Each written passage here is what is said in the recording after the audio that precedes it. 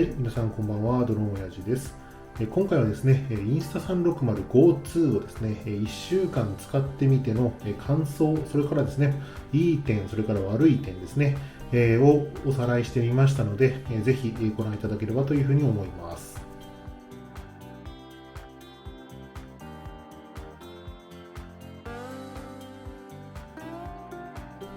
はい、まずはですね、開封動画からご覧ください。開封動画はですね、いろんな人が上げていらっしゃいますので、早送りでですね、要点だけざざっとまとめていきたいと思います。はい、で私が今回購入したのはインスタ 360GO2 のレンズガードキットのセットですね。それから ND フィルターのセット、それをですね、購入いたしました。はい、で付属品としてはですね、前回の 360GO ですね、初代 360GO と同様ですね、胸につけるためのですね、マグネットのアクセサリー、それから吸着式のピボットスタンド、充電ケース、それから帽子などにつけるためのクリップですね、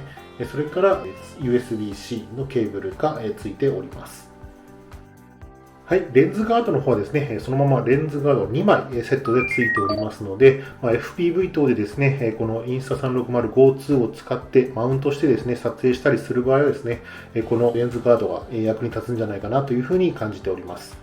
はい、それからですね、ND フィルターセットに関しましては、ND8、ND16、ND32、それから ND64 の4種類の ND フィルターがセットになっていました。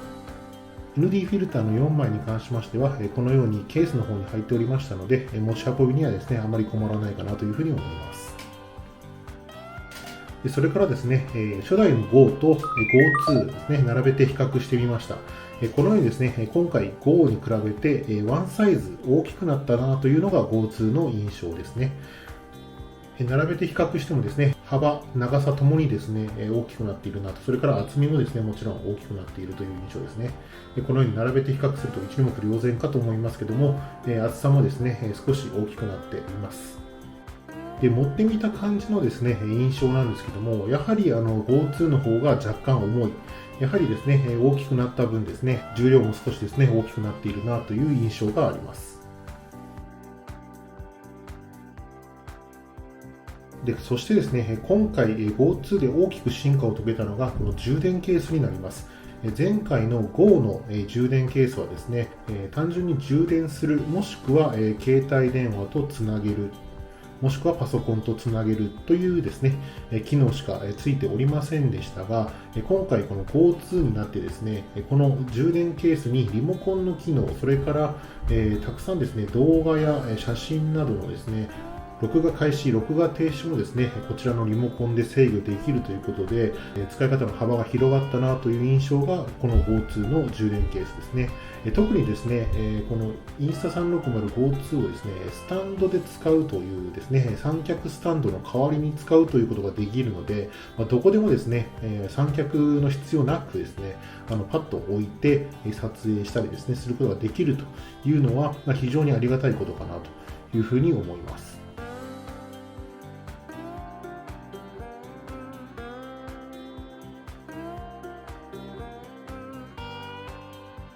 はい、それではですね、早速インスタ 360GO2 の撮影映像とですね、プロ動画モードで撮った映像と通常の動画モードで撮った映像とをですね、比較していきたいなというふうに思います。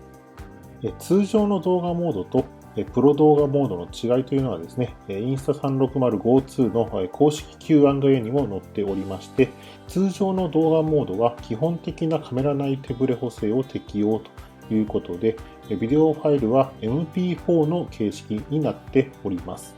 それから、プロ動画モードに関しては、フローステートの安定化、それから地平線レベリング、それからアスペクト比を調整するオプションが適用できるということになっておりまして、ビデオファイルは MP4 なんですけども、フローステート安定化を適用するために、インスタ360アプリ、もしくはインスタ360スタジオを介してですね、エクスポートしてあげる必要があります。それらを踏まえてですね、それぞれの動画モードの撮影品質の違い等もご覧いただければなというふうに思います。まずは通常の動画モードで撮った映像から順番にご覧ください。どうぞ。今回の撮影条件はですね、桜並木の下を普通に歩きながらですね、撮影をしてみました。こちらがまずは通常の動画モードで撮影した映像です。手ブレ補正は結構効いているんですけども、若干ブレが発生しているかなというような印象があります。一方こちらがプロ動画モードで撮影した映像になります。先ほどの通常モードの撮影よりもですね、手ブレがかなり抑えられているんじゃないかなというふうに感じています。アプリなどで書き出してあげる必要はありますけども、こちらの動画モードの方がより高品質な映像が撮れるんじゃないかなというふうに感じています。それぞれの動画を左右に並べて比較してみます。やはりプロ動画モードの方が若干ですね、ブレ補正が優秀であるということが確認できるかと思います。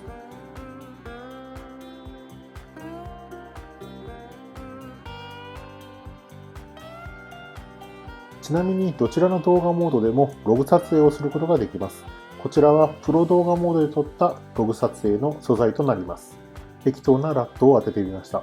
GoTo のログ撮影もですね、結構柔軟にですね、色編集ができるなというような印象がありますので、こちらのログ撮影機能を使ってみるというのも手かもしれません。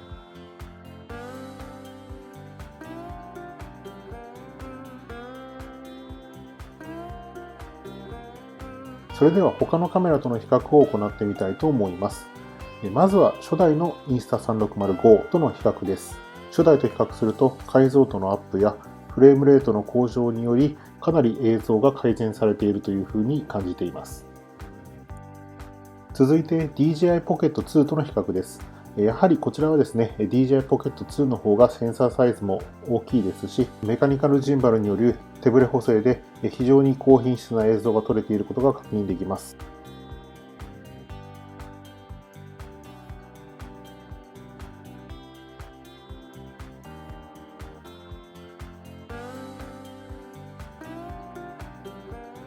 はい、最後にですね、Insta360 Go2 を 2.5 インチのフープ機に搭載してですね、撮影をしてみました。3D プリンターでマウントを作りまして、そちらに Insta360 Go2 を搭載しています。こちらが Insta360 Go2 と 2.5 インチのフープ機で撮影した映像になります。このようにですね、フローステート手ブレ補正によってかなり優秀な映像が撮れていることが確認できるかと思います。SMO4K にも負けないですね、映像が Insta360 Go2 の方でも撮影できるということが確認できたかなというふうに感じています。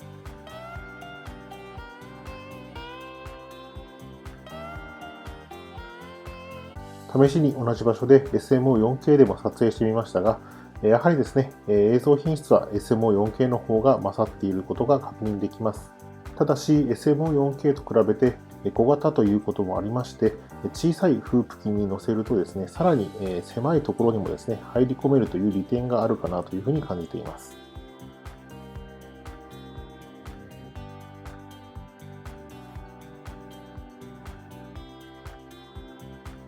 ということで、ここまでですね、Insta360 Go2 の紹介を行ってきました。初代との比較や FPV に搭載した映像をご覧いただきましたけども、この Insta360 Go2、私が使っていてですね、少し不便だなという思う点を最後にご紹介したいと思います。まず一つ目にですね、今撮っている映像というのが、アプリを介してじゃないと通常は確認できないという点にあります。今回の Insta360 Go2 の位置づけとしてはですね、アクションカムという位置づけになっています。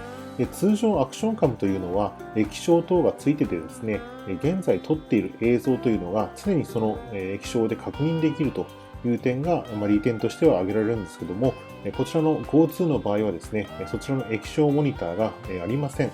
したがってですね、アプリを通じて映像を確認していく必要がありますので、この点は少し不便だなというふうに感じています。続いて2点目なんですけども、こちらはプロ動画モードで撮影した動画ではないと、フローステートの手ブレ補正が有効にならないという点です。こちらはですね、アプリを通じてエクスポートするか、Insta360 Studio ですね、PC 版のソフト、こちらをですね、ダウンロードしてエクスポートしないと、フローステートの手ブレ補正は有効になりません。少しですね、この点手間がかかりますので、この点についてはですね、少し改善する余地があったのかなというふうに感じています。通常ですね、インスタグラムやツイッター等ですね、SNS に上げたいという方はですね、こちらのエクスポートするという手間が非常に面倒に感じる方がいらっしゃるのではないかなというふうに感じています。これらの2点が私が1週間インスタ 360GO2 を使って感じた不便な点となります。しかしそれらの不便な点を差し引いても解像度のアップ、それから充電器の進化というのもありますので、初代 Go の正当進化版というふうに捉えてよろしいかというふうに思います。